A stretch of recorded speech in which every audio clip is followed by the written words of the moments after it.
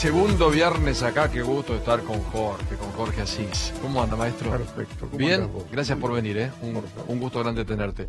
Te vi ahí con Darío, cuando se iba, desde el momento de Malvinas muy fuerte que tuvimos, muy consustanciado. Y me decís, No, conmovedor. soy malvinero. Y los felicito a todos porque la verdad, periodísticamente fue un notón. Aparte del canto del amigo, ¿no? A mí me mueven cosas como a todo argentino. Sí. Porque la verdad fue uno de los momentos más difíciles de mi vida, el tema de Malvinas. 1982, yo estaba en la plenitud de mi éxito por Flores robadas en los jardines de Quilmes. Estaba medio yéndome de Clarín, crítico, por supuesto, silenciosamente crítico, sin mandarme la parte de lo que era el gobierno militar de la época, y surge Malvinas y yo sinceramente quedé muy consustanciado con la cuestión, ¿no es Muy cierto? conmovido con Escribí algo que no se publicó acá, me lo publicaron en Literaturnaya Gazette, en aquel momento de la Unión Soviética, con una tirada de 6 millones de ejemplares. Y después, después viene la caída, y después lo entrevisté a Galtieri. Preso. En Campo de Mayo, creo que era 1984, por ahí. Ajá. Fui para la revista Libre, la revista del destape argentino. Claro, eran tapas de todas las... Ya era la época de Alfonsín, desfilaban todos los casos de culpabilidad de los militares. Y me hacía entrevistar a Galtieri, que tampoco había ningún compromiso de hacerle una nota. Claro, y estaba en la caída plena. Ya había publicado en Libre una nota con Firmenich, porque vos sabés que yo tengo dos apellidos. Yo soy Saín Asís. Asís, claro. Yo me inscribía como Saín y entraba. Y bueno, así hicimos una nota con Firmenich. Intenté hacerla con Macera. Esa no se pudo. Estuve, pero apareció el director de la cárcel y no salió. Claro. Y después, por un contacto, fui a Campo de Mayo a verlo a Galtieri. Y la verdad, en un momento, que es lo que yo recuerdo, y lo recuerdo sin decir que me lo dijo a mí en la última nota, en un momento Galtieri, que se acordaba de la conceptuación que había sobre él en el Pentágono, que lo llamaban el majestuoso Galtieri y demás, y en un momento casi con una mirada nostálgica, casi llorosa, muy emocionada, me dice: el tangazo que nos bailamos, no me acuerdo cómo se llama la mujer, ponele, con la Nelly en el Pentágono, no me acuerdo de dónde. Claro, este hombre en el fondo creía que era San Martín. ¿Entendés? Que era un... Sí, que había... Que se había... Y marca toda la patología de lo que fue el proceso. Ese proceso que arranca en nombre de la civilización occidental y cristiana, que mata de más. Sí. Mentira, como dice la izquierda, que llegó para imponer un proceso económico. No hizo ningún plan económico. Lo único que fue una frase: agrandar el Estado para chiflar la nación. Todas esas frases, y no pasó absolutamente nada, no hicieron nada. Y terminan después de Malvinas, por supuesto, en la búsqueda de votos en no alineados. ¿Y Malvinas por qué lo buscaron? ¿Porque era como el último volantazo? Mirá, ahí ya son todas interpretaciones, que leímos varios libros muy valiosos y aún hoy se publican razones. Hoy mismo en portada de Clarín hay un artículo muy interesante sobre el chatarrero de Sarandí, que fue el que inició prácticamente todas las causas. Lo cierto es que me parece que fue producto de, como muchas cosas en la Argentina, que a vos te parece que hay grandes planes, pero hay una tendencia casi innata hacia la improvisación total, y vemos que ver después cómo terminás, y se terminó en eso, y que prácticamente se banalizó hasta que era lo que fue la causa y lo que fue esa tecla que nos toca a todos nosotros cuando se habla de de Malvinas, ese sentimiento que tenemos. Bueno, volvemos a estos tiempos. ¿Es un cumpleaños feliz el de Alberto o es un cumpleaños muy, muy difícil? Mirá, yo creo que no tiene por qué quejarse mucho, es presidente de la República, va a seguir como presidente de la República, nadie quiere desalojarlo del poder, esas son especulaciones, si vos querés, de prensa y demás, tiene muchos problemas, va a pasar a la historia prácticamente, es el presidente de la pandemia, que bueno, vos podés criticarlo, la llevó bien o mal, se le reprocha porque él creía que iba a haber tanta cantidad de vacunas y no hay, pero me parece que culparlo por esas cosas es un exceso en la crítica. Tiene un atenuante su gestión. Él creía que verdaderamente tenía esos millones asegurados y la verdad que Rusia no podía garantizar esos millones y bueno, y son distintos problemas que yo ya hablé del tema con anterioridad. Mañana tiene una reunión importante, como dijeron ustedes. De acuerdo a mi información probablemente mala, creo que se van a plantear restricciones que ya para constar en actas y en actas políticas amagó lo suficiente Rodríguez Larreta para no llevarlas adelante, pero creo que a partir del lunes van a tener que anunciar algunas restricciones y anotar una fecha. Creo que el 9 de abril se inicia un parate en la Argentina, por lo menos hasta el 18. Se habla de una teoría que es la danza y el martillo. A ver. Un poco de danza, de soltura, y un martillo en encierro de 3 o 4 días, a ver si más o menos con esa formulación pueden ordenar un poco la cuestión. Virus. O sea, abrimos y cerramos. Abrir y cerrar, danza y martillo. Danza y del 9 al 18. O sea, del 9 al 18, según mi información, probablemente yo no me tengo que hacer, del 9 al 18 va a haber un parate. Hay que convencerlo a Alberto, a Horacio. Pero es muy difícil que estando la decisión y estando también la decisión en la provincia de Buenos Aires que no acceda, ¿no es cierto? Además tiene números complicados, no es que es un paraíso la ciudad y no pasa nada en la ciudad. Hay una conexión permanente entre la provincia, el conurbano y la ciudad y la ola te viene para todos. Pero vos marcás algo más focalizado donde se sabe las fechas, 9 y 18, no, 9 y la otra Dios sabrá. Es lo que tengo entendido que va a ser. El 9 me parece que es la fecha. ¿Y qué va a haber? Es el viernes que viene. Un cierre, por supuesto, que la polémica permanente, que la economía o la salud. Pero bueno, todo esto, ¿sabés? Si hay una certeza de que los muertos no son imaginarios, me autocritico como yo creía en un principio. Yo hablaba de muertos imaginarios. Sí, yo el año pasado te notaba a vos como que había una cuota más de exageración. ¿Este año lo ves distinto? Y ahora, como, mira, no tengo otra alternativa que verlo distinto, sino sería una necedad de mi parte. Y acá creo que hay que tener una cierta responsabilidad al respecto. Y me parece que va a venir por ese lado. Va a haber danza y martillo, ¿no es cierto? Danza y martillo, apertura, pero lo bueno es saber la fecha. Pues, bueno, el 18. Bueno, después si tenemos que ir a otra, pero eso es lo que hace Chile, lo que hacen todos. Te marcan un camino, no, empezamos hoy y no sabemos cuándo terminamos. Porque también está la otra parte, que es una encerrona, porque vos planteás lo económico, pero si vos no estás sano tampoco podés laburar.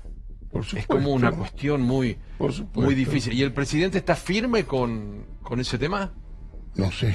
Vos decís que Larreta es el que está Larreta tal vez más discordante. Es el que lo resiste, por supuesto, pero intuyo que va a tener que acceder, porque la provincia de Buenos Aires, tengo entendido que está decidida por conductas defensivas, por razones técnico-científicas, ¿no? Lo tiene que hacer. Tienen que hacerlo, tienen que pararlo. Yo sé que lo beneficioso sería que esto no ocurriera. Y que pudiéramos seguir viviendo. Yo tengo una serie de notas que se llama La peste y las elecciones. O tenés este momento de la peste, estás en campaña electoral, estás con una sociedad absolutamente polarizada, estás con un estado de confrontación judicial permanente, no tenés claro. Muchos aspectos como para sostenerte. Sí, exacto. Jorge, hace un año cuando se reunían Alberto, Kicillof y Larreta, había como todo un comentario, che, mirá qué bueno, dialogan, están juntos, a la gente le gustó. Después apareció la onda, che, presidente, Larreta va a ser tu contendiente, no seas tan amable con él, che, Horacio, tenés que ser más duro, no tenés que estar tan cerca, tenés que estar con el ala de los bravos. Claro, se mezcla la cuestión política. De Cambiemos se mezcló lo político. ¿Vos crees que lo de mañana es un encuentro solo por pandemia o abrimos una etapa donde puede volver el diálogo después de la plata de la coparticipación? Y ya la semana pasada, si nos ponemos ya en este nivel de análisis, sí. Hubo una decisión, si vos querés, inteligente de la doctora en elevarlo a Rodríguez Larreta. Con el tema del que lo hablamos la semana pasada. Rodríguez Larreta es el que gestiona. Papá, claro. ¿Con quién va a hablar Alberto? Tiene que hablar. Y la reunión esa de los tres tenores que yo hablaba, que era el momento donde los tres prácticamente estallaban en las encuestas. Hablaban una hora cada uno, Kicillof más, y la gente estaba loca, y el rating explotaba, y las encuestas... todo ese momento, que todo salió mal, ¿entendés? Porque en realidad, si te salió mal la cuarentena, si te sale mal, qué sé yo, todos los planes que vos encarás al respecto, y también tenés problemas con la vacunación, por supuesto que ya esos números ya no son tan tentadores. Lógico. Pero el problema no se resuelve. Y acá no se trata de, qué sé yo, de que yo venga a masacrarlo a Larreta o a Alberto en este momento. Creo que tienen que ponerse de acuerdo y vamos a tener que bancar, que va a ser muy difícil porque es una etapa de hastío, de agobio no ministerial como el de la doctora Dos Sardos, hay un agobio colectivo, estamos hartos. La cuestión de la economía dura. Es muy dura, tenés todos los índices, no es un momento para tener que ir a restricciones, pero me parece que va a haber que bancarla. Ese es el único camino. Y después... hablar de las PASO hoy parece como de loco, ¿no? Porque tenemos que... Para mí es irrelevante. Pero se hacen, no se hacen, se postergan. Para mí es irrelevante y creo que es una consecuencia, si vos querés, de cómo vengan los próximos días. En la contabilidad macabra. Depende de todos los riesgos de la contabilidad macabra que es lo que puede pasar. Si son en septiembre o en octubre me parece que no es muy relevante. Y esta es una elección distinta, donde es una elección que por supuesto los beligerantes, los duros, van a tener mucho más espacio y posibilidades que en una elección donde lo que se discuta es directamente el poder real. ¿Pero la de medio término te marca la mitad del mandato? Mirá, la del medio término es por lo general fundamental. Muchas veces la han perdido y después se recuperaron. O la han ganado Macri. La gran hazaña es la de Macri, porque todo lo que hoy aparece en el escenario como cuestiones judiciales, todos son derivados de una situación política, son problemas políticos irresueltos. Después del 2017, y los macristas creían que tenían 12 años de macrismo asegurado. Cuando ganaron la intermedia. Por supuesto, por eso esto puede llegar a justificar esa inocencia enternecedora de desfilar magistrados por olivos. Hay que tener demasiada sensación de certeza como para en esos momentos, hoy te cuesta a vos admitir, sobre todo en olivos. En realidad, aquel que se pone los cortos en olivos pierde. Al que se pone los cortos y que cree que con los cortos puede hacer política y andar bien con el presidente, liquidado. Se le pierde el respeto en cuanto te ven con los cortos en ese lugar buscando una pelotita, ¿no es cierto? que de pronto algunos quieran justificar esas visitas que hoy, por supuesto, Sí, algunas con se complican. 12, 13, 14, 15. Claro, lo que pasa es que no estaban Visitas habituados como para que sean de este espacio los que pueden desfilar desde el punto de vista judicial en los medios de comunicación. Así tengan medios de comunicación a favor, que traten de minimizar la cuestión. Claro. Pero hay algo que es cierto. Hoy tenés caso Pepín, por Sí, ejemplo. vos escribías sobre esta competencia, ¿no? A ver quién es peor. Como que me conformo diciendo, che, el de enfrente es peor. Vos tenés el caso Pepín, tenés el caso de los cuadernos. Hoy tenés, sí, Ahí como en la confrontación. acá nadie se quiere parecer. Exacto. Si vos decís que uno se parece al otro, lo toman como una agresión. ¿Cómo van a comparar la persecución con la doctora? Sí. Y en realidad los argumentos son bastante similares, si vos querés. Lo de Pepín es un problema porque Pepín era un hombre verdaderamente influyente, Sí, importante. pero también todo esto está atado a esa inocencia del 2017, del 2018, cuando prácticamente creían que tenían al kirchnerismo terminado. Ya a partir de la elección del 2017 empiezan a desfilar presos en cantidad. Y la doctora, con 2, 3 surcidas, una fotografía, un tuit, se sacó una foto en el museo del Partido Justicialista, hizo 2 o 3 movimientos y te ganó las elecciones. Preparó el libro, sacó el libro. Te ganó las elecciones. Y se ganan las elecciones, pero los polos fácticos de poder están exactamente iguales. Claro. ¿Entendés? Claro. Y la elección, el triunfo electoral, no te legitima absolutamente nada. Y tenés un gobierno que asume con los propios presos, con presiones internas, y hay toda una complejidad. Y simultáneamente, los que eran los puros, los que estaban simplemente en el rol de acusadores, son los que empiezan a desfilar. Voy a tener ¿Y preocupación cuál por es, Comodoro cuál es Pi. el pretexto? Los kirchneristas creen que somos todos iguales, y no somos todos iguales, los tipos de si no son peores todavía, y está esta confrontación desgastadora, te diría, que por lo menos hasta la elección De octubre o septiembre u octubre, Sí. te diría que se va a mantener. Y me parece, casi te diría, irresponsable e indeseable en un marco de pandemia, de catástrofe económica, de no arreglo con el fondo, de mezquindades, tener también esta guerra judicial, ¿no es cierto? Con el nuevo ministro, ¿cambia algo en materia de justicia y en esa macro situación de estos casos que vos estás Y planteando? el ¿O ministro no? de Justicia, así como el ministro de Educación no tiene escuelas, el ministro de Justicia no tiene los juzgados. Ajá. La importancia es más simbólica. De pronto es quién es el que dicta la política. La política no la va a dictar el ministro. El ministro asume directamente un ministerio llave en mano. Ministerio que está Sí, sí. absolutamente armado.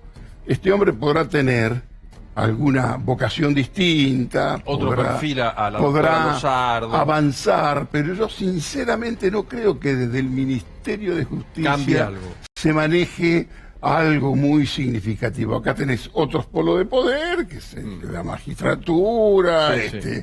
tenés la corte, tenés espacios que son bastante delicados, ¿no?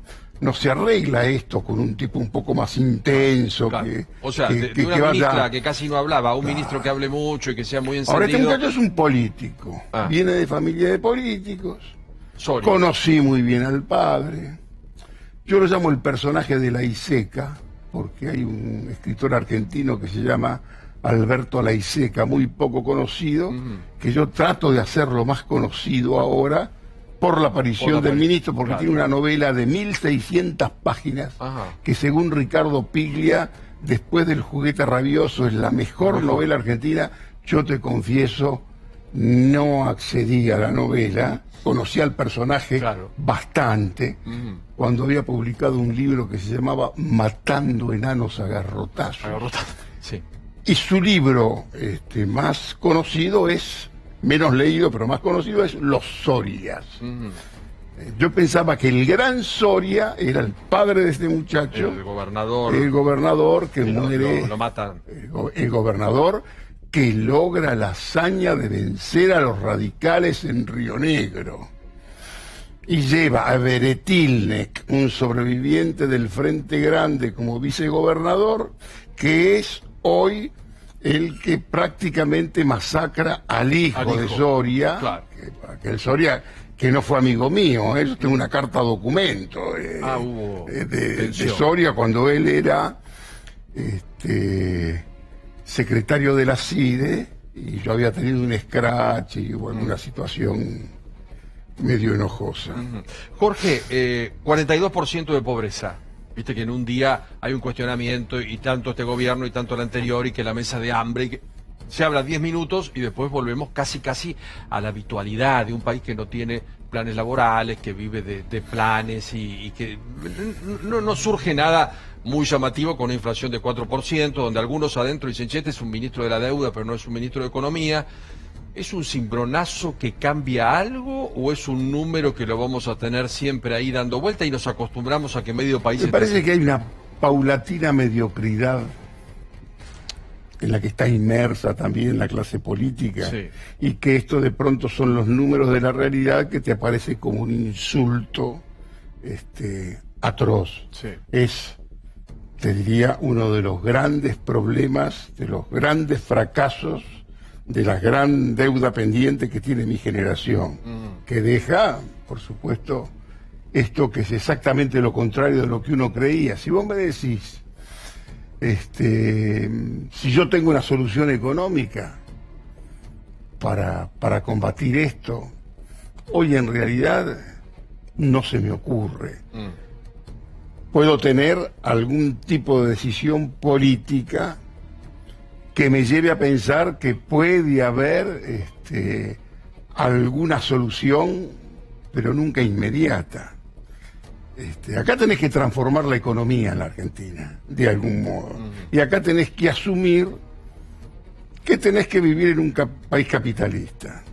Ahora, hay tanto prejuicio contra el populismo, y cómo haces vos para no establecer ninguna medida de corte populista cuando vos arrancás con 42% de pobres, sí, cuando tenés un porcentaje de indigentes atroz, y el capitalismo que tenés es un capitalismo macunaíma, como en la película aquella brasileña basada en la novela de Andrade, que es un hombre que come pedazos de su propio cuerpo. Si vos no generás alguna otra cuestión, el peronismo, su apotegma principal es la justicia social, pero no tiene una economía que lo acompañe.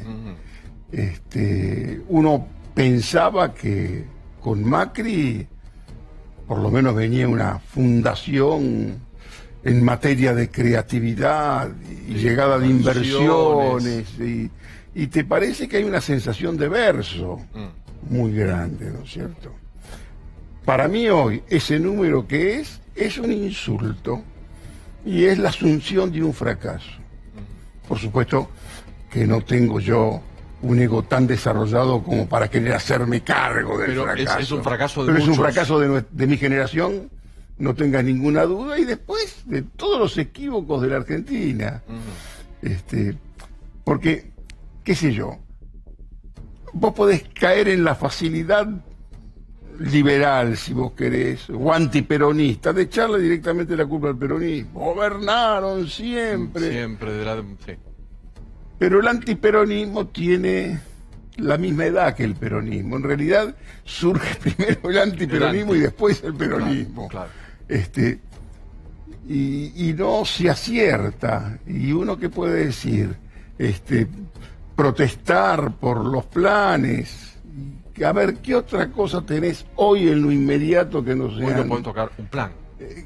Y entonces, No bueno, podés ordenar o vigilar. a partir de eso, y estás absolutamente endeudado, no tenés crédito. y tenés que ganar elecciones, y tenés siempre ese riesgo de los años pares. Y tenés la pandemia. Y La me maldita parece que, ahora, así todo, yo sé que cuesta establecer algún margen de optimismo. Y yo pienso Vos lo que tenés. cuando la Argentina amaga con recuperarse, se recupera de verdad.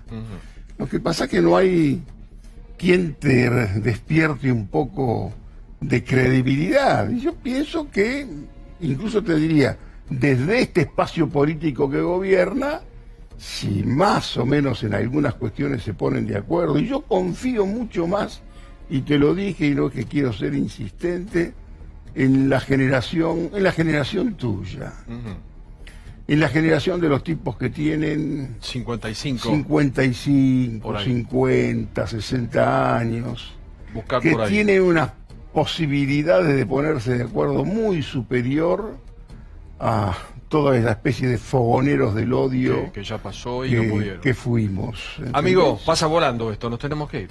Ya no Sí, volvés empezamos Sí, todavía. pero no empezás, volvés el viernes con Doman. Gracias por venir, Gracias, Jorgito. Gracias a vos. Buen fin de semana, El señor Jorge Asís para terminar nuestro programa del día de hoy. Compañeros, compañeras, gracias a todos,